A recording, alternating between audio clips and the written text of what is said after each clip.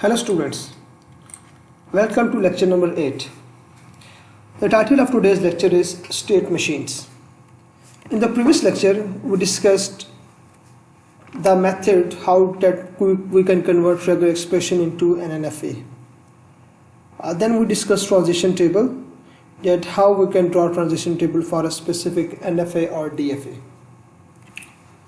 The contents of today's lecture will be how we can convert NFA into DFA, and second topic will be minimizing DFA. So आपके पास जो NFA to DFA conversion है, इसमें जो algorithm है that is subset construction algorithm. एक ऐसा algorithm है जिसके थ्रू आप NFA में डिफरेंट सबसेट्स बनाते हैं और उस सबसेट्स के बाद आप किसी भी NFA को DFA में कन्वर्ट करते हैं. अगर इस एल्गोरिदम को देखा जाए तो इसमें सबसे पहले आपके पास एक सेट होगा D0 जो कि आपका इक्लोयर ऑफ N0 होगा. यानी आपके पास जो पहली स्टेट है N0 स्टेट, उस स्टेट का जो इक्लोयर है डेट विल बी D0. उसके बाद आप D0 या D0 को आप लिस्ट में ऐड करेंगे और उसके बाद D0 में जितने भी आपके पास स्टेट्स हैं उन स्टेट्स पे जितने भी आपके पास सिंबल्स की ट्रांजिशन है उन ट्रांजिशन के अगेंस्ट आप एक सेट बनाएंगे जिसको हम कहेंगे टी सेट. और उसके बाद आप टी सेट का क्लोजर फाइंड करेंगे. और अगर आपके पास एक ऐसा सेट आता है जो कि ऑलरेडी आपकी मेमोरी में नहीं है, ये लिस्ट में नहीं है, तो आप इसको लिस्ट के आखिर में ऐड करेंगे. तो ये एक सिंपल मेथड है जिसके थ्रू आप किसी भी NFA को DFA में कन्वर्ट कर सकते हैं और वो इक्विवेलेंट होगा, यानी जो काम NFA कर रहा होगा वही काम DFA कर रहा होगा. इसका बेनिफिट ये होगा कि आपके पास जो NFA है डेट इज नॉन डिटर्मिनिस्टिक, और उसमें जब आप उसकी इम्प्लीमेंटेशन करेंगे तो उसमें आपको मेमोरी ज़्यादा चाहिए होगी, आपके पास स्टेट्स ज़्यादा होंगी और आपकी कंप्यूटेशन ज़्यादा होगी, क्योंकि NFA में आपके पास एक ही टाइम पे आप मल्टीपल स्टेट्स पे हो सकते हैं, जबकि DFA में ऐसा नहीं होता. DFA में आप हमेशा किसी भी टाइम पे एक ही स्टेट पे होंगे और उसको ट्रांसफॉर्म करना और उसको एग्जीक्यूट करना बहुत इजी है एज कम्पेयर टू NFA. सो आपके पास ये सबसेट कंस्ट्रक्शन एल्गोरिदम है. इस एल्गोरिदम को ज़रा एक एग्जांपल के थ्रू समझने की कोशिश करते हैं. लेट्स से आपके पास ये एक NFA है जिस NFA का आप इक्विवेलेंट DFA फाइंड करना चाह रहे हैं. इसमें आपके पास डिफरेंट स्टेट्स हैं N0 से लेके N13. इसमें आपके पास N13 है that is final state and N0 is the start state. तो सबसे पहले अकॉर्डिंग टू एल्गोरिदम हम इक्लोजर ऑफ N0 फाइंड करेंगे. तो यहाँ पे N0 जो N0 जो है वो N0 है, स्टार्ट है. तो इसमें आपके पास ई क्लोजर अगर आप देखें तो यहाँ से N0 से कोई भी क्लोजर की आपके पास ट्रांजिशन नहीं है. यानी अगर आप यहाँ से देखें तो कोई भी ऐसी ट्रांजिशन नहीं जा रही जो कि एम्प्टी ट्रांजिशन हो. ई क्लोजर का मतलब होता है एप्सिलॉन क्लोजर. तो यहाँ से कोई भी एप्सिलॉन की ट्रांजिशन नहीं है, तो इसका मतलब है हमारे सेट में सिर्फ N0 इटसेल्फ आएगा. आपके पास ये जो N0 है ये आपके पास D0 सेट बनेगा. अब इसके बाद आप फर्दर इसको प्रोसेस करेंगे. अब आपके पास D0 आ गया. अब आपने क्या करना है, इस सेट से आपके पास जितने भी इसमें आपके पास स्टेट्स हैं उन स्टेट्स पे जितने भी आपके पास करैक्टर हैं उनको वन बाय वन उनकी ट्रांजिशन लेंगे और उससे एक नया सेट बनाएंगे और फिर उस सेट की आप एप्सिलॉन क्लोजर फाइंड करेंगे. तो आपके पास D0 में N0 है. अब आप N0 से जितने भी आपके पास आउटगोइंग ट्रांजिशंस हैं, जितने भी सिंबल्स की, उनके थ्रू आप एक सेट बनाएंगे. तो अगर आप देखें तो N0 से सिर्फ आपके पास एक ही ट्रांजिशन है, एक ही, जो कि आपको N1 पे लेके जा रही है. तो आपके पास मेमोरी में D0 होगा, या आप साथ उसको D0 कंस्ट्रक्ट करते जाए N0. अब अगर आप देखें तो आपके पास यहाँ पे सिर्फ N1 आया जो कि एक्चुअली T है, जो कि अकॉर्डिंग टू एल्गोरिदम T है. अब इसका आप ई क्लोजर एप्सिलॉन क्लोजर फाइंड करेंगे. तो N1 से अगर आप देखें तो आप एप्सिलॉन के थ्रू N2 पे भी पहुंच सकते हैं, N3 पे पहुंच सकते हैं, N8 पे पहुंच सकते हैं, N4 पे पहुंच सकते हैं। तो ये आपके पास डिफरेंट स्टेट्स हैं जिन स्टेट्स पे आप एप्सिलॉन क्लोजर ऑफ N1 के थ्रू पहुंच सकते हैं। तो आपके पास एक के थ्रू जब आप यहाँ पे ट्रांजिशन करेंगे तो आपके पास ये डिफरेंट स्टेट्स आएंगी, N1, N2, N3, N4, N8 और ऑब्वियसली आप यहाँ से N13 पे भी जा सकते हैं क्योंकि ये 2 वे ट्रांजिशन है एप्सिलॉन की। तो चूंकि इसमें आपके पास फाइनल स्टेट भी है तो आपके पास ये जो सेट बनेगा इसको एज अ फाइनल स्टेट भी लेंगे। तो आपके पास D1 एक सेट आया है। अब अगर आप देखें तो आपके पास मेमोरी में ऑलरेडी D0 सेट है। अब अगर आप देखें तो D0 और D1 दोनों इक्विवेलेंट नहीं है, तो उसका मतलब है हम D1 को मेमोरी में इंसर्ट करेंगे तो यहाँ पे D1 आपकी मेमोरी में आ जाएगा। अब उसके बाद हम D1 को प्रोसेस करेंगे क्योंकि D0 को हम प्रोसेस कर चुके हैं। तो D1 में अगर आप देखें तो आपके पास N2 को हम प्रोसेस नहीं कर सकते क्योंकि यहाँ पे किसी भी सिंबल की ट्रांजिशन नहीं है, यहाँ पे एप्सिलॉन की ट्रांजिशन है, तो इसको प्रोसेस नहीं करेंगे। N3 पे भी किसी सिंबल की ट्रांजिशन नहीं है। N4 पे यहाँ पे एक सिंबल की ट्रांजिशन है जो कि आपको N5 पे लेके जा रहा है। इसी तरह से N8 पे आपके पास सिंबल की ट्रांजिशन है जो कि आपको N9 पे लेके जा रहा है। तो दोनों ट्रांजिशन है, they are of C symbol. N13 पे भी आपके पास कोई ट्रांजिशन नहीं है। तो इसका मतलब है जब आप यहाँ पे सेट T फाइंड करेंगे तो सेट T में आपके पास N5 और N9 होंगे क्योंकि आप यहाँ से C के थ्रू N5 और N9 पे जा रहे हैं। तो चूंकि आपके पास ये सेम सिंबल है C, तो हम इन दोनों का ई क्लोजर साथ में फाइंड कर सकते हैं क्योंकि ये दोनों की जो ट्रांजिशन थी दे वर अगेंस्ट C। तो अगर आप इनको देखें तो N8 से और N5 से और N9 से कोई भी आपके पास एप्सिलॉन की ट्रांजिशन नहीं है, तो इनका जो एप्सिलॉन क्लोजर होगा वो ऑब्वियसली N5 और N9 ही होगा। तो अगर आप साथ सेट क्रिएट करें तो आपके पास यहाँ से एक C की ट्रांजिशन है, D0 से एक C की ट्रांजिशन है जो कि आपको N5 और N9 पे लेके जा रही है। और अब देखें तो आपके पास D2 जो है, इस तरह का कोई भी सेट आपके पास मेमोरी में मौजूद नहीं, तो आप D2 को मेमोरी में इंसर्ट कर देंगे। अब D1 को आप प्रोसेस कर चुके हैं, अब आप D2 को प्रोसेस करेंगे। जब D2 को प्रोसेस करेंगे तो D2 में आपके पास दो स्टेट्स हैं, N5 और N9। तो N5 से अगर आप देखें तो आपके पास O की ट्रांजिशन है जो कि आपको N6 पे लेके जा रही है और N9 से A की ट्रांजिशन है जो कि आपको N10 पे लेके जा रही है। चूंकि ये दो डिफरेंट ट्रांजिशंस हैं, इन ट्रांजिशंस को हम एक ही एप्सिलॉन क्लोजर में यानी इनका एक ही एप्सिलॉन क्लोजर फाइंड नहीं कर सकते, हमें दोनों स्टेट्स का अलग अलग से एप्सिलॉन क्लोजर फाइंड करना पड़ेगा। तो अगर आप देखें तो epsilon closure of N6, obviously N6 से कोई भी एप्सिलॉन की ट्रांजिशन नहीं है तो आपके पास इसका रिजल्ट N6 ही होगा। और इसी तरह से N10 से भी कोई भी एप्सिलॉन की ट्रांजिशन नहीं है तो आपके पास N10 इसका रिजल्ट होगा। तो आपके पास मेमोरी में दो नए सेट्स आ जाएंगे, D3 और D4। तो एक्चुअली आपने D2 से जब आपने W की ट्रांजिशन की, जब आपने O की ट्रांजिशन की तो आप N6 पे गए, डेट इज D3, और जब आपने A की ट्रांजिशन की तो आप D4 पे गए, N10 डेट इज D4। तो आपके पास यहाँ से दो आउटगोइंग ट्रांजिशन होगी, एक आपके पास O की ट्रांजिशन होगी जो कि आपको D3 पे लेके जाएगी, और इसी तरह से आपके पास एक A की ट्रांजिशन होगी जो कि आपको D4 या N10 पे लेके जाएगी। और इसी तरह से आप दोनों सेट्स को, क्योंकि इस तरह का कोई भी सेट ऑलरेडी मेमोरी में नहीं है, D0 भी डिफरेंट है, D1 भी डिफरेंट है, D2 भी डिफरेंट है, तो आप D3 और D4 दोनों को मेमोरी में इंसर्ट करेंगे। अब आपके पास D0, D1 और D2 प्रोसेस हो चुके हैं, अब हम D3 की प्रोसेसिंग स्टार्ट करेंगे। तो D3 में देखें तो अगर आपके पास सिर्फ एक ही स्टेट है N6, तो N6 से आपने देखना है कि आउटगोइंग कितने सिंबल्स आपके पास वहाँ पे ट्रांजिशंस हैं N6 से। तो N6 से देखें तो आपके पास एक ही ट्रांजिशन है W की जो कि आपको N7 पे लेके जा रही है। अब N7 में क्योंकि N7 जो है वो आपके पास T सेट है, तो इस T सेट का जब आप क्लोजर फाइंड करेंगे तो आपके पास further N12, N13, N2, N3, N4 और N8 आएंगे। देख सकते हैं आपने जब इसकी ट्रांजिशन फाइंड की तो आपका जो टी सेट आया डेट वाज n7।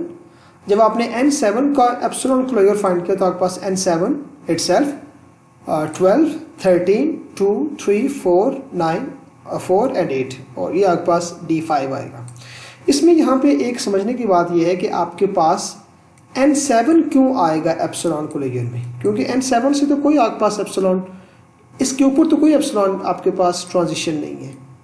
तो एप्सिलॉन का मतलब यह है कि आप n7 पे रहते हुए कितनी स्टेट्स को एक्सेस कर सकते हैं। तो अगर आप n7 पे हैं तो इसका मतलब है आप ऑलरेडी n7 को एक्सेस कर रहे हैं। अब उसके बाद आपने किसी और स्टेट को एक्सेस करना है तो उन दोनों के दरमियान एप्सिलॉन होना चाहिए। तो यहाँ पे आपको अपरेंटली एप्सिलॉन नज़र नहीं आ रहा, लेकिन एक्चुअली यहाँ पे एप्सिलॉन है और वो कुछ इस तरह से ट्रांजिशन होगी एप्सिलॉन, यानी वो वापस अपने आप को ही एग्जीक्यूट कर रहा है।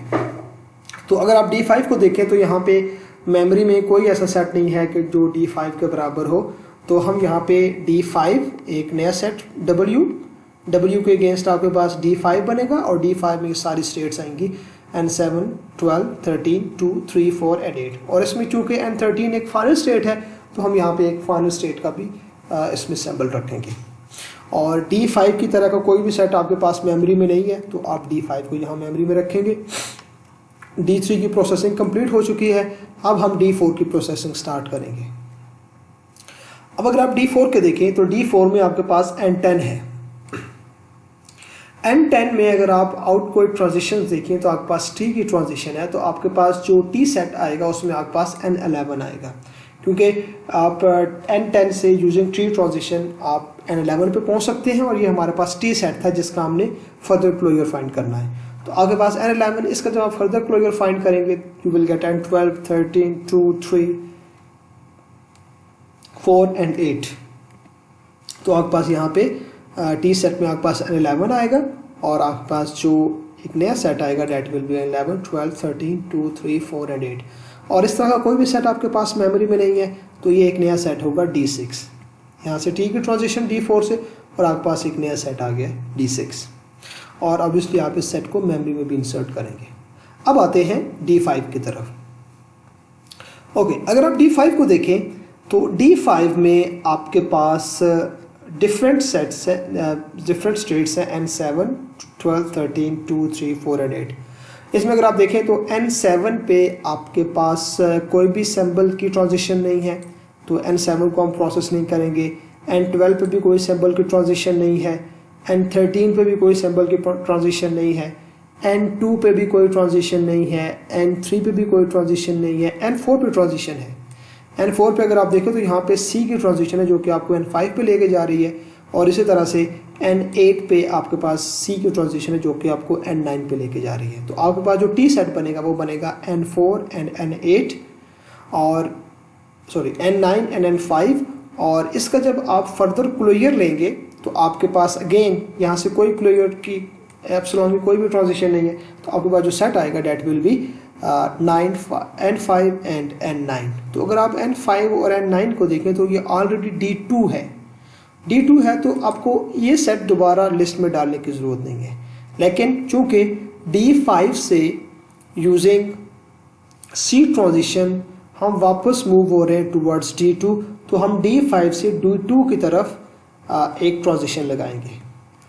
D5 से D2 की तरफ ट्रांजिशन होगी जो कि C को रिप्रेजेंट कर रही होगी। इसी तरह से D5 आपके पास प्रोसेस हो चुका है। Let's come towards D6।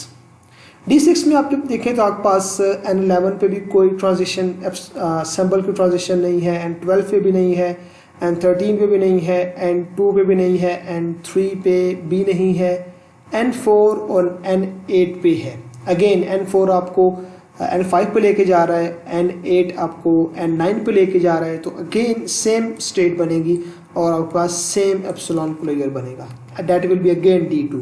तो इसका मतलब ये है कि आप जब D6 से C की ट्रांजिशन करेंगे तो आप अगेन D2 पे पहुंचेंगे। तो ये आपके पास एक सबसेट के थ्रू आपने एक DFA बना लिया है। इसमें अगर आप देखो तो आपके पास जितनी भी स्टेट्स हैं D0 से D1, अब आप इन सारी को एक एक स्टेट्स बना सकते हैं। यानी अगर इसको फाइनल आप बना जाए तो आपके पास एक D0 स्टेट होगी, एक D1 स्टेट होगी, एक D2 होगी, D3, D4, D5 और D6, जिसमें D1 D5 और D6 आपके पास फाइनल स्टेट्स होंगी, जबकि D0 आपके पास स्टार्ट स्टेट होगी। और ये आपके पास डिफरेंट सैम्पल्स यहाँ पे ट्रांजिशन मौजूद हैं। तो इसमें आप देखें तो आपके पास जो एप्सिलॉन वाली ट्रांजिशंस हैं जो कि आपको मल्टीपल स्टेट्स पे लेके जा रही थी, वो ट्रांजिशन ख़त्म हो चुकी हैं और अब आप इसका ट्रांजिशन टेबल बना के उसको ईजिली इम्प्लीमेंट कर सकते हैं। तो ये एक सबसेट मेथड है, सबसेट कंस्ट्रक्शन मेथड, जिसके थ्रू आप किसी भी NFA को DFA में कन्वर्ट कर सकते हैं। ओके, अब इसमें इशू क्या है? इसमें तो खैर कोई इशू नहीं है। जैसे प्रीवियस था वो इशू ये था कि आपके पास अगर ये देखिए तो जो हमने एक रेगुलर एक्सप्रेशन से एक NFA ड्रॉ किया था, तो अगर आप इस NFA की लेंथ देखें और इसमें डिफरेंट स्टेट्स देखें और डिफरेंट ट्रांजिशंस देखें तो ये बहुत ज़्यादा हैं। और ऑब्वियसली आपके पास जितनी ज़्यादा स्टेट्स होंगी, जितनी ज़्यादा ट्रांजिशन होंगी, आपके पास वो जो NFA है उसके लिए आपको मेमोरी भी ज़्यादा चाहिए होगी, यानी कैशे भी ज़्यादा रिक्वायर्ड होगी, और आपको कंप्यूटेशन पावर भी ज़्यादा चाहिए होगी। और अगर आपके पास इनफ कैशे नहीं है तो आपका सिस्टम बार बार स्टेट्स को लोड करेगा और कैशे से अनलोड करेगा, जिसकी वजह से आपके पास जो टाइम कम्प्लेक्सिटी है वो इंक्रीज़ होगी। आपके पास ज़्यादा टाइम लगेगा एक NFA को एग्जीक्यूट करने में। तो मेन इशू ये है कि आपके पास जब आप किसी भी रेगुलर एक्सप्रेशन को NFA में कन्वर्ट करेंगे तो आपके पास NFA का साइज़ बड़ा होगा, आपको ज़्यादा कैशे चाहिए होगी, ज़्यादा प्रोसेसिंग पावर चाहिए। अल्टीमेटली आपके पास जो पूरा प्रोसेस है जो कि NFA को एग्जीक्यूट कर रहा है वो स्लो होगा। इसका सोल्यूशन क्या है? इसका सोल्यूशन ये है कि आपके पास जो NFA है या जो भी DFA है उसको आप मिनिमाइज़ करें इन टर्म ऑफ स्टेट्स, और कोशिश करेंगे उसमें से आपके पास मिनिमम स्टेट्स आएँ और आप उसको ईज़िली आप उसको एग्जीक्यूट कर सकें। तो इसके जो एल्गोरिदम होता है डेट इज़ होपक्राफ्ट एल्गोरिदम। होपक्राफ्ट एल्गोरिदम आप यूज़ करते हैं किसी भी NFA को मिनिमाइज़ करने के या DFA को मिनिमाइज़ करने के लिए। तो इसमें आपके पास होपक्राफ्ट एल्गोरिदम क्या कहता है कि आपने सिंपल क्या करना है, सबसे पहले अपने जो आपके पास स्टेट्स हैं उनको दो सेट में कन्वर्ट करना है। एक आपके पास होगा T0 सेट, जिसको हम कहेंगे वो सारी स्टेट्स जो कि नॉन एक्सेप्टेड स्टेट हैं, जिन पे एक्सेप्टेंस नहीं है, क्या फाइनल स्टेट नहीं है जिनमें, और T1 वो स्टेट्स होंगी जो कि फाइनल स्टेट्स हैं। तो आपके पास दो सेट बनेंगे, T0 और T0। T0 में आपके पास नॉन एक्सेप्टिंग स्टेट्स होंगी और T1 में आपके पास एक्सेप्टेड स्टेट होंगी। उसके बाद आप क्या करेंगे कि आप भी चेक करेंगे क्या आपके पास एक सेट से दूसरे सेट पे कोई ट्रांजिशन है किस सिंबल के अगेंस्ट। अगर वो ट्रांजिशन है तो फिर आपने उसको फर्दर स्प्लिट करना है, और अगर ट्रांजिशन नहीं है तो फिर आप उसको सेम रहने देंगे, उसको फर्दर आप उसको स्प्लिट नहीं करेंगे। ओके, इसको ज़रा एक एग्जांपल्स के थ्रू समझने की कोशिश करते हैं। लेट्स से आपके पास ये एक NFA है जिसको आप मिनिमाइज करना चाह रहे हैं। तो इसमें अगर आप देखें तो आपके पास 1 2 3 4 5 स्टेट्स हैं, जिसमें आपके पास जो 5 है डेट इज़ फाइनल स्टेट्स, और जो आपके पास 1 2 3 और 4 हैं दे आर इंटरमीडिएट और non final state, non accepting states. तो सबसे पहले आपने क्या करना है, T0 और T1 बनाने हैं। T0 में आपके पास होंगे 1 2 3 4 और आपके पास T1 में होंगी 5, क्योंकि आपके पास सिर्फ एक एक्सेप्टिंग स्टेट है। तो आपके पास दो सेट बनेंगे, एक में 1 2 3 4 और एक में 5 आएगा। अब अगर आप देखें तो ये जो सारी स्टेट्स हैं ये बेसिकली 5 के साथ इंटरेक्शन कर रही हैं। तो आप देखिए जो 5 के साथ इनकमिंग स्टेट है डेट इज़ B, इसका मतलब यहाँ से एक B की ट्रांजिशन जा रही है 5 पे, और 5 से आपके पास दो ट्रांजिशन आ रही हैं B और A टूवर्ड्स 2। तो यहाँ पे क्योंकि 2 जो है वो पूरे एक सेट में नज़र आ रहा है, कंबाइन नज़र आ रहा है, तो हम यहाँ पे दो ट्रांजिशन रखेंगे। एक ट्रांजिशन आपके पास B की ट्रांजिशन जाएगी इस पूरे सेट से टूवर्ड्स 5, और आपके पास दो ट्रांजिशन आएंगी A और B की टूवर्ड्स दिस सेट 1 2 3 एंड 4। तो ये आपके पास पहला इसकी शेप बनी है। अब उसके बाद हम इसको फर्दर प्रोसेस करते हैं। अब हम देखते हैं कि ये जो 1 2 3 4 है क्या इसमें कोई ऐसा सिंबल है जो कि इसको इनकंसिस्टेंट बना रहा है? अगर आप देखें तो बेसिकली यहाँ से 2 से एक B की ट्रांजिशन जा रही है टूवर्ड्स 4। पहले हम 4 को देख लेते हैं कि 4 में कोई ऐसी ट्रांजिशन है जो कि इसको इनकंसिस्टेंट बना रही है। तो 4 में अगर आप देखें तो उसको एक इनकमिंग स्टेट आ रही है, एक इनकमिंग ट्रांजिशन आ रही है B की, और 4 से एक आउटगोइंग ट्रांजिशन जा रही है A की। तो इसका मतलब है अगर यहाँ से मैं A की ट्रांजिशन करूँ तो डेट वैल्यू फाइंड, उसमें कोई मसला नहीं होगा। लेकिन जो B की ट्रांजिशन है वो 4 को इनकंसिस्टेंट कर रही है। इनकंसिस्टेंट किस तरह से कर रही है कि आपके पास यहाँ से एक्सप्लिसिटली 2 से एक स्टेट आ रही है टुवर्ड्स 4, तो हमें यहाँ पे एक अलग से वैल्यू दिखानी पड़ेगी कि 4 आपके पास अलग स्टेट है और उस पर एक इनकमिंग ट्रांजिशन आ रही है B की। तो हम इसको फर्दर स्प्लिट करेंगे, 4 और 5 तो वैसे ही रहेगा। अब मेन इशू था B का, तो अब आप देखें तो 4 से 5 की तरफ B की ट्रांजिशन है, अब यहाँ पे B लगाएंगे। इसी तरह से ये जो ट्रांजिशन थी B, ये आपके पास इस 2 से आ रही थी, लेकिन चूंकि 2 जो है उस कंप्लीट सेट में है तो हम यहाँ से कहेंगे 1 2 3 से एक ट्रांजिशन आ रही है टुवर्ड्स B। इसके अलावा आपके पास 4 से अगेन एक ट्रांजिशन जा रही है टुवर्ड्स 2, जो कि आपके पास 1 2 3 सेट में है ये वाली ट्रांजिशन। और इसके अलावा आपके पास 5 से एक ट्रांजिशन जा रही है towards 3, that is in set 1 2 3। और इसी तरह से 5 से एक और ट्रांजिशन जा रही है B की टुवर्ड्स 2। तो आपके पास ये इसकी एक नई शेप बनी है। अब उसके बाद आपने 3 को चेक करना है कि क्या 3 में कोई ऐसी स्टेट है जो कि इसको कंसिस्टेंट बना रही हो। तो 3 से आपके पास सिर्फ एक ही आउटगोइंग सिंबल है जो कि उसको वापस 3 पे लेके आ रहा है, तो इसमें कोई इशू नहीं है, क्योंकि इसमें ऐसा नहीं हो रहा कि आप 3 से किसी नई स्टेट पे जा रहे हो और आपके पास इनकंसिस्टेंसी, यहाँ पे कोई इनकंसिस्टेंसी नहीं है। अब जरा 2 को देखते हैं। तो 2 को अगर आप देखें तो 2 बेसिकली 2 में इनकमिंग स्टेट्स हैं A, they are fine, they are coming towards 2, कोई इशू नहीं है। लेकिन 2 से एक आउटगोइंग स्टेट है जो कि इसको 4 पे लेके जा रही है। तो यहाँ से आप नहीं बता सकते कि ये जो B की ट्रांजिशन है ये किस से आ रही है। ये तो पूरे सेट से आ रही है 1 2 3 से, लेकिन एक्सप्लिसिटली किस स्टेट से आ रही है तो आपको यहाँ पे स्टेट बतानी पड़ेगी। तो उसका मतलब है हम इसको फर्दर स्प्लिट करेंगे और एक और नई स्टेट बनाएंगे 2, क्योंकि 2 से आपके पास ट्रांजिशन जा रही है टुवर्ड्स 4। तो आपके पास ये एक और स्टेट बनेगी 2, और 4 और 5 तो वैसे ही रहेंगे। अब इसमें आपके पास ट्रांजिशन वैसे ही आएंगी जैसे आपके पास 5 से एक ट्रांजिशन, अगर आप मेन में देखें तो 5 से एक ट्रांजिशन आ रही है A की टुवर्ड्स 2, डेट इज़ फाइन। उसके अलावा 5 से एक ट्रांजिशन जा रही है B की टुवर्ड्स 3, यहाँ पास एक ट्रांजिशन हो गई। 4 से एक ट्रांजिशन जा रही है टुवर्ड्स 4 से ट्रांजिशन जा रही है टुवर्ड्स 5, डेट इज़ B, हमने कंप्लीट कर ली। इसके अलावा 4 से एक ट्रांजिशन आ रही है टुवर्ड्स 2, 4 से एक ट्रांजिशन आ रही है टुवर्ड्स 2, उसका नाम है A, और ये ट्रांजिशन हमने यहाँ पे लगा दी। इसी तरह से 2 से 4 पे जा रही है B, और इसी तरह से 2 से 2 पे A आ रहा है। अगर आप देखें तो 2 से 2 पे वापस A स्टेट आ रही है। और इसके अलावा आपके पास 1 3 से एक आउटगोइंग जा रही है टुवर्ड्स A। अगर आप देखें 1 और 3 से A जा रहा है तो आप यहाँ पे A आ रहे हैं।